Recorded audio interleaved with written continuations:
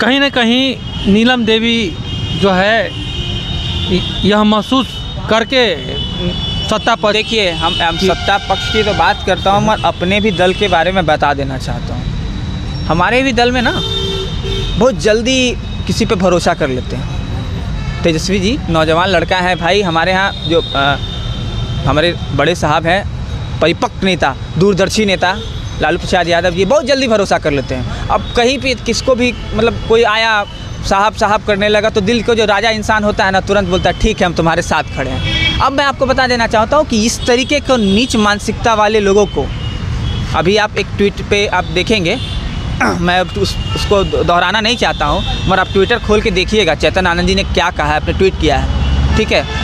अब रही बात नीलम देवी का तो स्वार्थ समझ में आ गया आपको,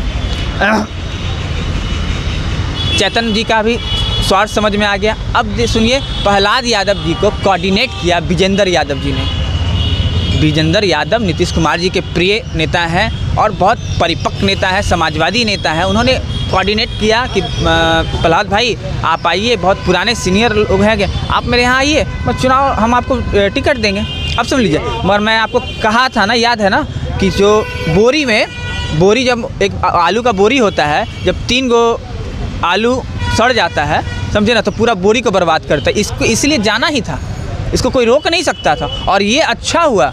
अब तो हम ये जाके बिहार की जनता, बिहार का युवा नौजवान सब जाके कहेगा, लोग कह रहे हैं कि आप हमको ये नौकरी दीजिए। नीतीश कुमार जी बार बार बोलते हैं ना कि मेरे सरकार में हुआ, मेरे सरकार में, तो मैं तो ये कहना चाहता हूँ कि भाई आप 20 साल से हुकूमत किए हैं तो 5 नौकरी पत्र बांटा नहीं आपने।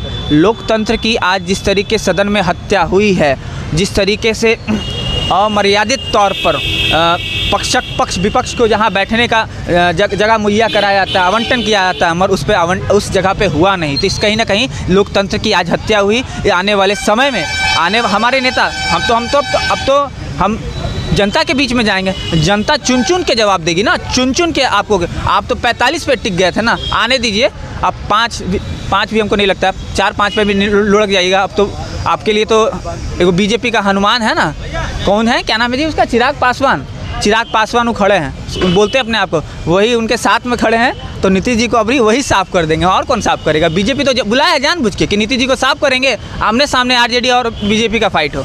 अब लोकतंत्र में अब सामने से फाइट, ये जो है ना गिरगिट की तरह इतना तेज़ी से रंग बदलते रहते हैं, इनका अब इलाज अच्छे से लगा दिया जाएगा अगले चुनाव में। बोले ना कि अब कोई नहीं आएगा यार, राम मंदिर और हिंदू मुस्लिम नहीं होगा, सिर्फ होगा तो विकास की बात होगी, शिक्षा की बात होगी और सब नौजवानों की बात होगी। विकास नहीं किए, कहाँ किए भाई? देखिए विकास की बात होने लगी, नौकरी बटाने लगा तो घुस गए। अरे ठीक है, बीजेपी के साथ घुसे, सेंट्रल में बीजेपी है, कितना जॉब देती है। हम नौजवान हम पढ़ते हैं, हमें क्या चाहिए? तेज जी कह रहे थे कि जॉब हम दे रहे थे, लेकिन क्रेडिट तेजस्वी लेके जा रहे थे। ठीक है, क्रेडिट 17 साल पहले तो तुम बीजेपी में था। अच्छा, वो तो पहले काहे नहीं दिया? पहले चुनाव से पहले बोले कि मेरे पास उतना बजट नहीं है, पैसा देने की नहीं है। 17 में किसके पास मंत्रालय था? शिक्षा मंत्रालय। अच्छा, शिक्षा मंत्रालय तेजस्वी जी के पास, तो वही दिए, खाली बोलने से हो जाएगा? कोई हाथ नहीं था।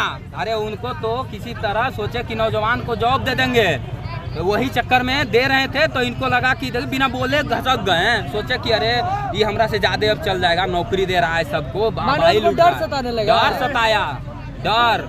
तब ना देखिए सरकार बदलते के साथ ईडी सीबीआई बुला लिया कि कमजोर करेंगे, तो कमजोर हुए वाला। अरे जनता उसके साथ है, आरजेडी के साथ। जो ईडी का जो बोल रहे हैं, नोटिस जदयू तेजस्वी जी पहले काहे नहीं, जब सत्ता में थे तब काहे नहीं आकर के घुसे घर, मतलब ईडी आया, जैसा ही पलटा वैसे ही 4 घंटे के बाद काहे आ गया?